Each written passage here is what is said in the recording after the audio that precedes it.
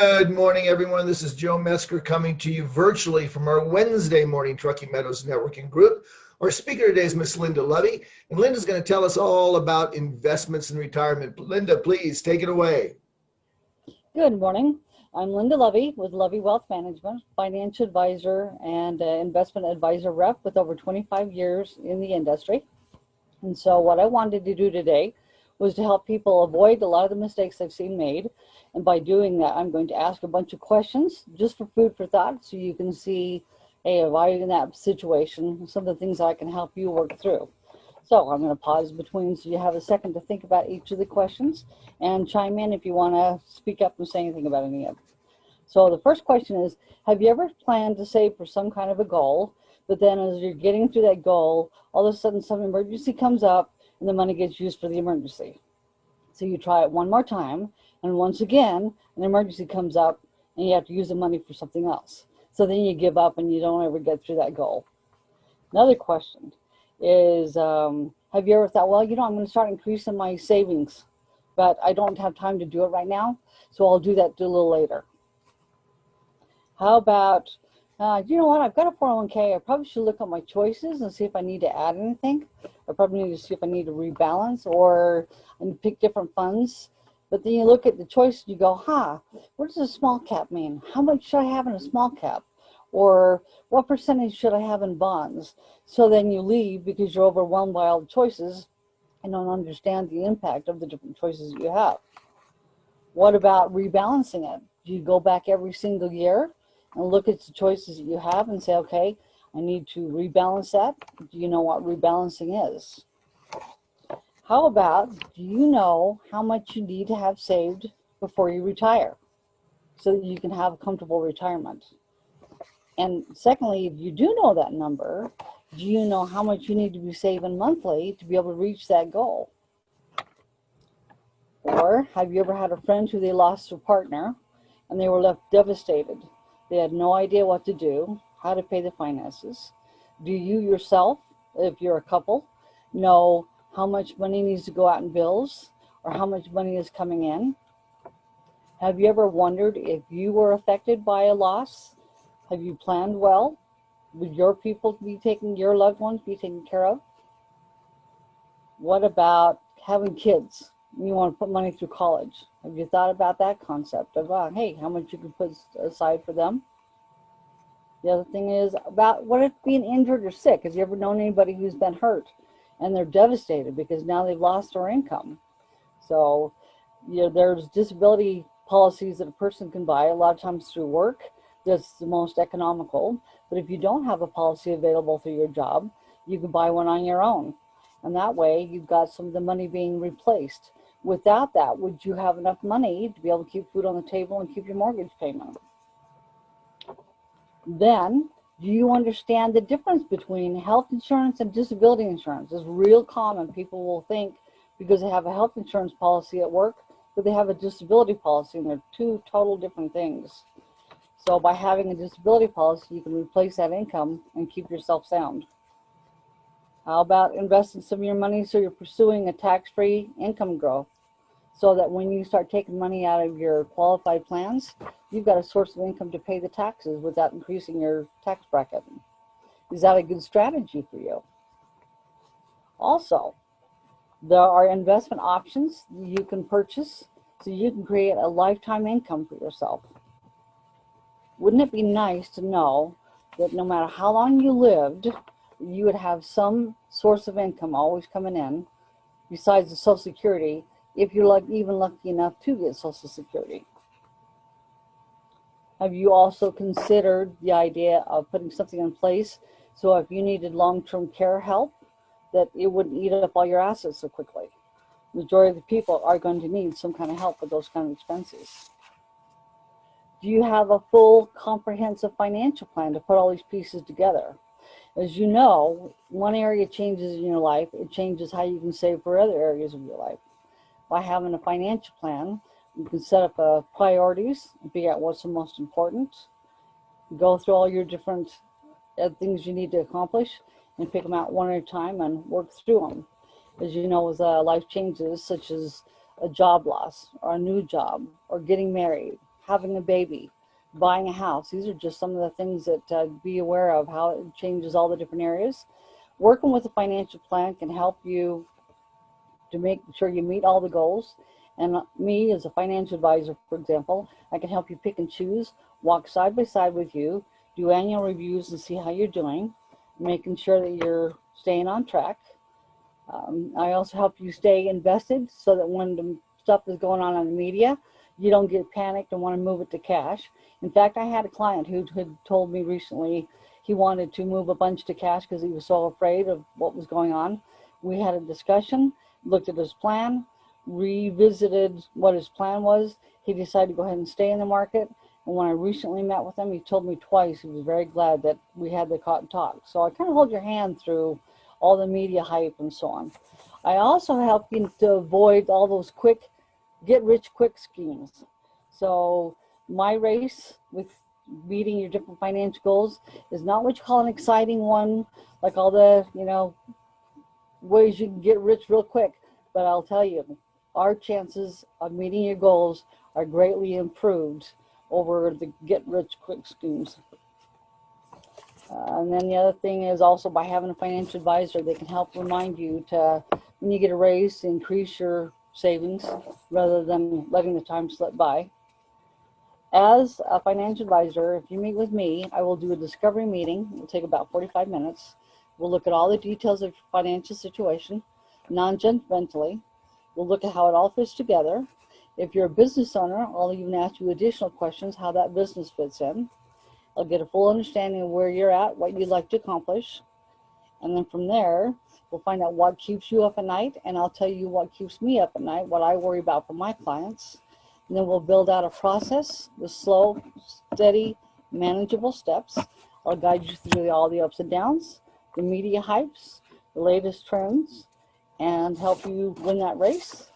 And I guarantee that if I can't give you some useful tidbit of information during our meeting that you yourself can put into place, I'll take you out to lunch. The meeting takes about 45 minutes to an hour. It's complimentary, no obligation, not pushy, and I look forward to having a chance to meet with you. If you want to hear some of the stories of things I've seen, go to my website at www.llovie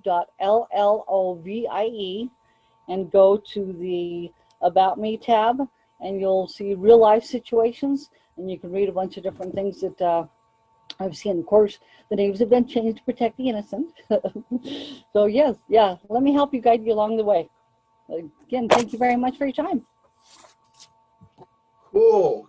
Anybody have any questions or comments about what Linda had spoken to? I have one real quick right off the bat is, you were talking about get rich quick schemes as a just steady investment. And it just seems like, so many of these other things that come up are just, it's like rolling the dice. I was thinking about, is it Quibi that they raised like billions of dollars to start off, and they were the hot ticket. They were supposed to be doing short TV shows, 10-minute segments on your iPhone. They're out of business. They're gone. Yeah.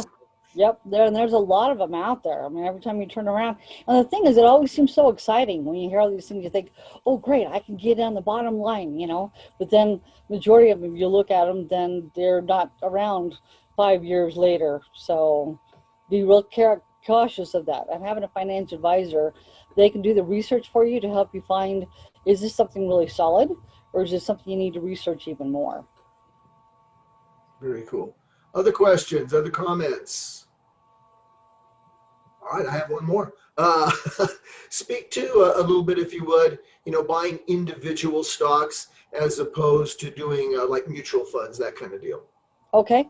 All right. So if a person wanted to do individual stocks, they need to know what their risk tolerance is, what their time frame is, how long they can let the money sit for. One of the things is the toughest about doing that is people have a tendency to get attached to them, and they think, well, gee, all right, they originally buy the stock and they think when it gets such a price, they're going to sell it. So they're capitalizing on those gains.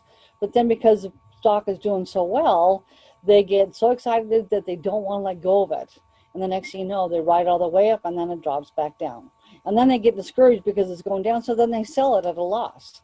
So if you're going to do individual stocks, you want to make sure you have a nice variety. So you're leveling out your risk tolerance, and then make sure that you stay true to what your original thought was when you buy it, so that you don't get so attached to it that you hold on to it too long. I have a friend who they bought some IGT stock years ago, and they got so attached to it, was growing. And then there was word about how it was going to drop, and he didn't sell it, and he lost a whole bunch of money on it. Had he sold when it was high, then he could have turned around, bought back in again when it was low, and then rode it back up again. So you just got to have a lot of discipline when you're doing that, and the time to research it. And mutual funds, the advantage of those over like individual stocks? Advantage over what? I'm sorry? Mutual fund? Yeah, when you have a mutual fund, you're actually buying a pool of individual stocks. So when you do individual stocks, if one stock goes down, it can really affect your portfolio. But if you have a mutual fund, since it's a pool of about 75 to 150 different stocks, if one of those companies goes down, it doesn't really affect your mutual fund that much. So you help take the risk out, helps minimize it. Awesome, very cool. Other questions? Okay, Carrie, go ahead.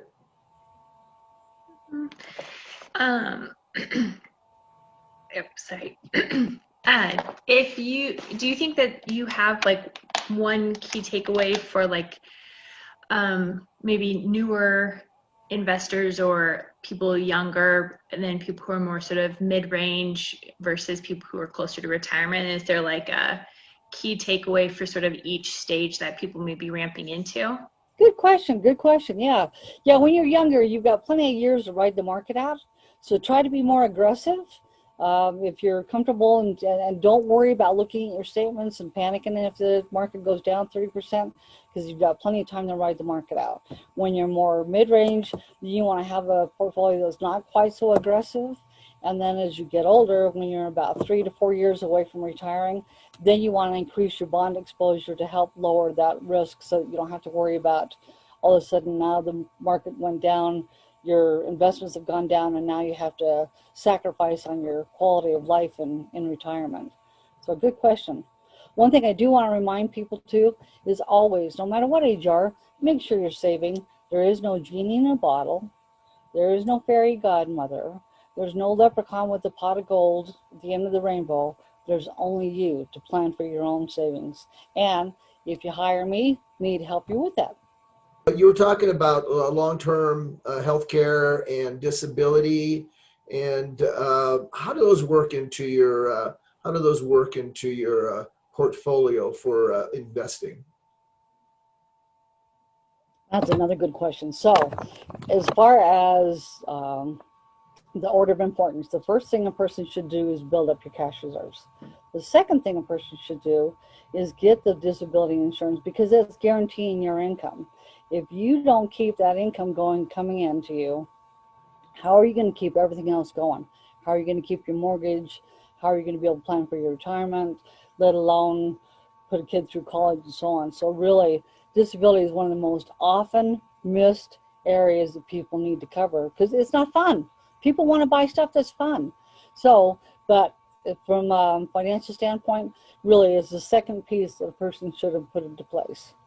And by having a disability policy, most policies will cover about 66% of your income and replace your income. And as I mentioned, if you work at a big company, they're typically the most economical. I can help run disability policies to do comparisons, but if you're a person that does not have that offered through work, that's something I can also help you with. So. All right, very good. One more question. Anybody got one? All right, cool. Linda, tell us one more time how people can get a hold of you. All right, so my number is 775-544-4714. You can also go onto my website under LLOVIE.com and hit the contact me button and send me a message, and I'll be glad to meet with you. Again, no pressure, no obligation. Love to share some information. All right, awesome. So if you have any questions about investing, give Linda a call. And if you're looking for a referral group that's thinking outside the box and still doing things like Zoom during these COVID times, give us a call here at Truckee Meadows Networking, 775-772-5895. Thanks, and we will see you guys next week. Take care. Thank you.